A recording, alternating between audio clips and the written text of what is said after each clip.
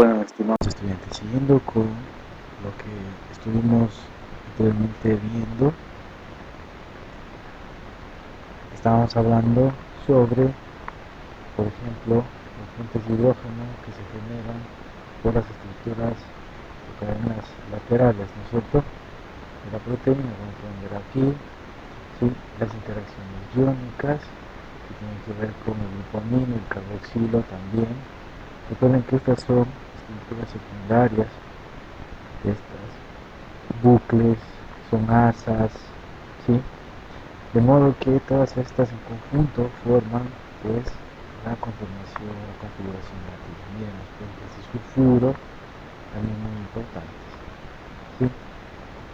Con esto quiero darles a entender que en todas las estructuras secundarias que hay, ¿sí?, en la proteína, pues todas están estabilizadas por estas interacciones, enlaces iónicos, interacciones electrostáticas, puentes, y todo lo que concierne a los enlaces o interacciones no covalentes que vimos en el agua. Aquí se puede ver la importancia de estas interacciones, ¿sí? Miren, los puentes de hidrógeno, cómo estabilizan, por ejemplo, la doble hélice alfa, ¿sí? De esta manera está la de Rögida y de estrógida. Entonces, miren, cada giro de la hélice son alrededor de 3.6 residuos de aminoácidos, o llamado también aminoácido, como quieren llamar. Entonces, un giro da 3 aminoácidos, pero miren, cada uno está unido por puentes de hidrógeno, ¿sí? Importantísimo. Las hojas plegadas beta, miren, son obviamente paralelas y hay otras que son antiparalelas, perdón, no está puesta aquí, pero tenemos aquí que son estas paralelas porque todas siguen la misma flecha como está aquí, ¿no? Y hay otras que irán hacia acá y la siguiente irá hacia el otro lado. Entonces esas son hojas antiparalelas. Obviamente vista en forma de arriba hacia abajo, pues generan estas estructuras una como lámina, ¿no? Por eso se le llama lámina recta.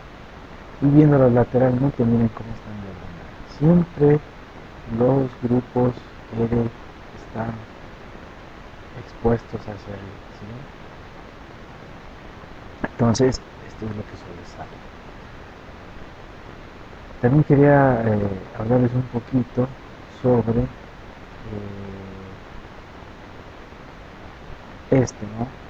En donde obviamente cada tipo de proteína, ¿sí?, está codificada por un segmento de DNA, ¿no es cierto? Y obviamente estas tienen la misma secuencia de aminoácidos, o sea, las que estén en este.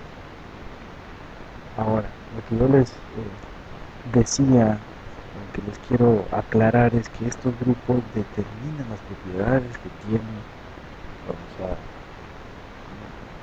los aminoácidos, ¿sí? En este caso, como pueden ver, existen dos tipos de proteínas, proteínas simples, proteínas conjugadas. Estas son las que se forman solo residuos de aminoácidos y no tienen otras biomoléculas adicionadas. Las otras tienen otro grupo químico que se le conoce como grupo prostético, que puede ser una molécula orgánica o puede ser un metal. En este caso, la más común es la hemoglobina, por ejemplo, porque tiene el hierro y esta permite agarrar al oxígeno para que pueda ser transportado por la sangre, ¿sí? Y finalmente, pues las funciones, ¿no? Esto es importantísimo, las funciones que tienen las proteínas, porque obviamente los aminoácidos al conformar la proteína tienen que ejercer una función. Entonces, miren, hay a distintos niveles. Pueden ser proteínas del sistema inmunológico, de transporte y almacenamiento, proteínas reguladoras y receptoras, y de contracción muscular y movimiento. Entonces, acá está puesto algún tipo de proteínas, ¿no?, que confieren estas funciones, ¿no es cierto?, y sobre todo estructurales. Ahora, algunas proteínas se las considera enzimas por el hecho de que estas forman parte, ¿sí? de forman parte, como por decirlo, de toda una secuencia de diferentes reacciones para poder llegar a cumplir cierta función. Es decir, si un gen codifica una proteína, como les había dicho, ese gen necesita de ciertas enzimas apropiadas para poder generar esa proteína, obviamente se la considera como como una proteína. Hay muchos casos que cumplen o que tratan de justificar este enunciado que una proteína es una enzima. Por ejemplo, cogemos un fármaco. Un fármaco lo que hace es el siguiente tema, por ejemplo, esto de enzimas, ¿no? Pero me adelanto un poquito. Por ejemplo, un fármaco lo que hace es inhibir una reacción que está involucrada en una enzima. Si, por ejemplo, hay una reacción que produce un producto que es dañino para el cuerpo y este desencadena una enfermedad, lo que hace el fármaco es inhibir, ¿sí?, la acción de esa enzima que está involucrada en ese proceso de reacción. Entonces, muchas de las veces el fármaco llega o inhibe ese proceso para no desencadenar la proteína. Por eso es que a veces hacen la conjetura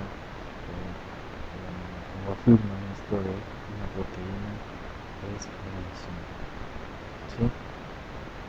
Igual esto lo pueden leer, pues obviamente hay mucha bibliografía al respecto, pero como les digo, hay ciertas enzimas puntuales que ayudan a ciertas funciones, por eso se la considera así. Y acá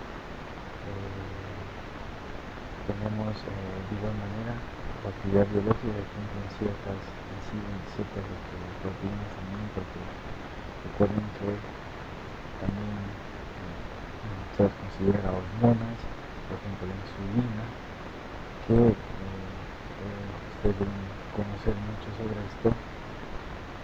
La principal característica son los puentes disulfuros que tiene estos aminoácidos. Los puentes disulfuros se crean siempre con la cisteína, porque es la única cisteína que no tiene azufre en su estructura. Bueno, así les dejo aquí información para que puedan ustedes ver. Otra situación puntual que me gustaría aclarar y finalizar ya con respecto a esto es que ustedes recuerden siempre que los enlaces peptídicos, ¿no es cierto?, son los que unen estos aminoácidos, ¿sí? Y obviamente ese enlace peptídico tiene una región en la cual es totalmente plana, ¿no? Totalmente plana, esta región rosa que está aquí. Eso quiere decir que por ahí jamás se va a poder doblar el enlace. El enlace se dobla en estas regiones, en estos ángulos, ¿sí? Y este otro de acá. ¿Sí? En estas regiones donde están estas flechas, permite que se pueda el enlace doblar. Y por esa circunstancia es que se crean las estructuras secundarias. Ustedes siempre recuerden que cuando tenemos una secuencia primaria es la unión lineal, como está acá, ¿no es cierto? Así se vería. Pero resulta que para poderla doblar, o sea, como una hélice, o sea, una hoja plegada, o sería un bucle, o sería un asa, se van a doblar por aquí, por esta región. Sí, entonces, por esa circunstancia es que podemos nosotros obtener las estructuras secundarias por este tipo de estructuras. ¿Sí? Este tipo de estructuras. Si no, no se podría doblar. Siempre tendríamos de esta manera. Esa es la aclaración que quería decirles, pues, y finalmente recuerden siempre que en este tema siempre va a haber ligado, valga la redundancia, aminoácidos, proteínas, ¿sí? Con la finalidad de que ustedes vean la funcionalidad de los aminoácidos en una estructura proteica, ¿sí? Eso es en cuanto a lo que puedo aportar un poco con las dudas que tenían respecto a este tema de los aminoácidos y proteínas. Hasta pronto.